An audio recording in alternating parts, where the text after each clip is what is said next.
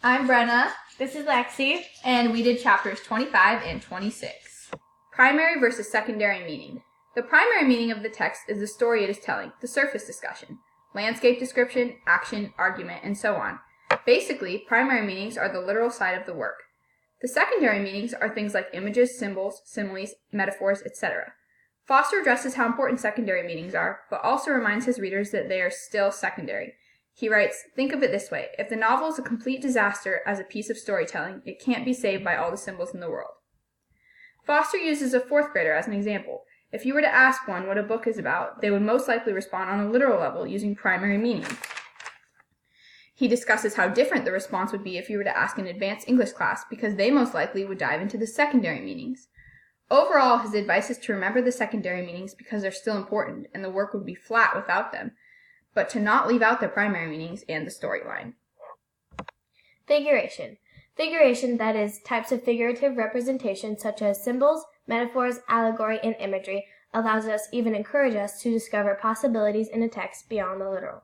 Foster talks about how over time every individual picks up on various patterns in figuration and ends up with a little vault filled with things from gardens to baptisms to journeys to weather and seasons to food and illness.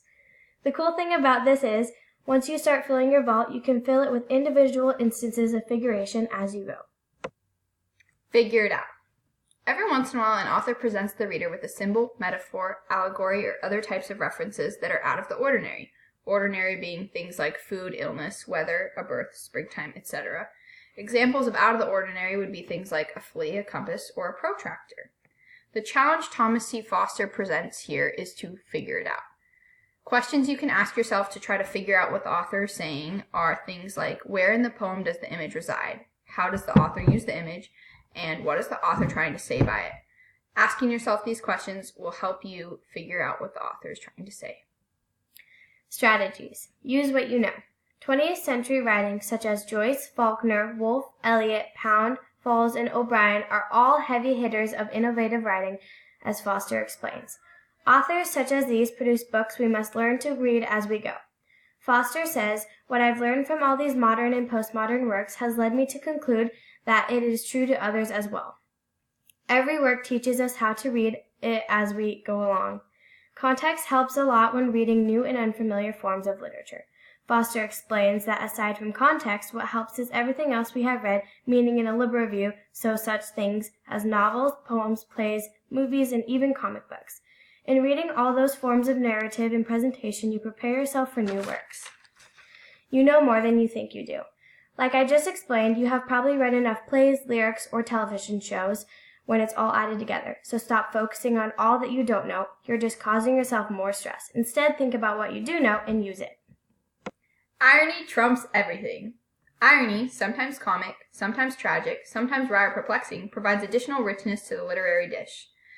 We listed some examples of irony that Thomas C. Foster uses in How to Read Literature Like a Professor. Spring coming and the wasteland doesn't even notice. The murder of a hero at a dinner in their honor.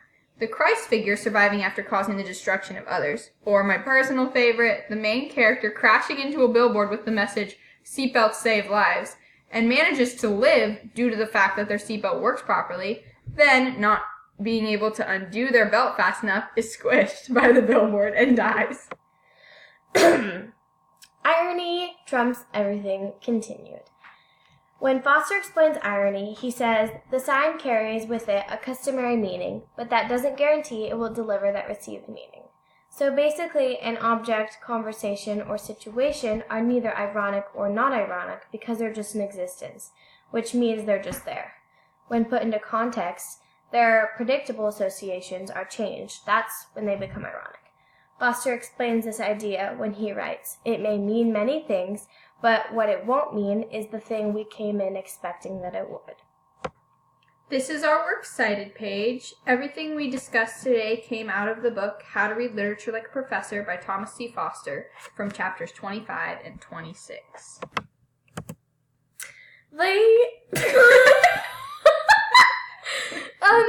Thanks for watching our slideshow. We hope you learned a little something.